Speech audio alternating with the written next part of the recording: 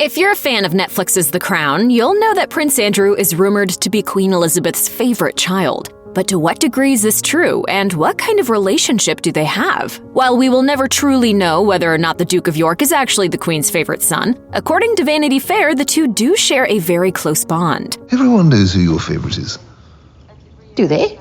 Yes. This is likely due to the fact that unlike when Prince Charles and Princess Anne were born, the Queen seemed to have a lot more spare time up her sleeve to dedicate to Andrew when he was born. And as he grew up, this didn't really change. As reported by Camilla Tominey, associate editor of the Daily Telegraph and royal expert, the Queen made time for Andrew and Edward. She used to turn up at the school with one bodyguard and drive herself sometimes. She would attend sports days and various matches. Even today, when the Queen hears that Andrew is in Buckingham Palace, she'll send him a handwritten note and he'll go see her, a former palace aide told the Daily Mail, adding, "If he's in jeans, he'll change into a suit, and he always greets Mummy in the same way, bowing from the neck, kissing her hand, and then kissing her on both cheeks. It's a little ritual that she adores. Believe me, he can do no wrong."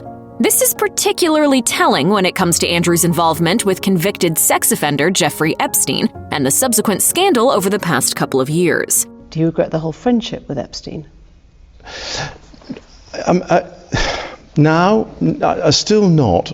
While it has been largely dismissed by the Queen and the royal family, Andrew has stepped back from his royal duties in light of the controversy, despite Buckingham Palace denying all allegations against the prince. Still, it's natural that a parent is going to have a slightly different relationship with each of their children, and although Queen Elizabeth is, well, the Queen of England, she is no exception in this realm. According to the Daily Beast, when Prince Charles and Princess Anne were born, she was much younger and more preoccupied with her royal duties. However, there's a 10-year difference between Anne and Prince Andrew, and by the time Andrew was born, the Queen was older and more relaxed. Royal biographer Penny Junor explained that initially the Queen was busy, but also quite a nervous new mother, and she let a nanny deal with the children. But Junor said when Andrew and Edward were born, the Queen was relaxed and more confident. Junor added, "That is where it all comes from. Even today, the Queen's relationship with Andrew is much more relaxed and easier than that with Charles. Charles puts her on a pedestal. Andrew has a more traditional filial relationship with her." This affection for Prince Andrew is likely the reason why the Queen looked the other way at his troubling behavior, which dates all the way back to his childhood. Royal biographer Ingrid Seward revealed in her book, My Husband and I, The Inside Story of 70 Years of the Royal Marriage, that Prince Andrew would, quote, kick at the dogs and taunt guardsmen. But the Queen could only turn a blind eye to her son's misdeeds for so long. He knows that he's done wrong. Following a U.S. judge's decision to allow Virginia Giuffre's civil lawsuit against Prince Andrew to continue, the Queen had no choice but to strip Andrew of his royal and military titles.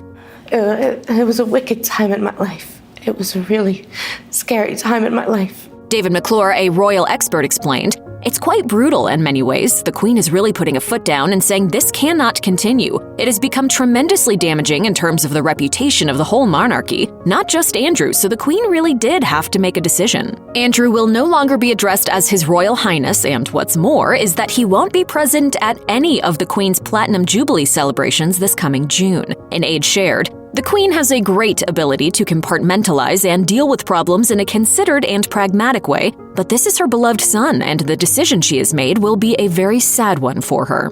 If you or anyone you know has been a victim of sexual assault, help is available. Visit the Rape, Abuse, and Incest National Network website or contact RAIN's National Helpline at 1-800-656-HOPE 4673.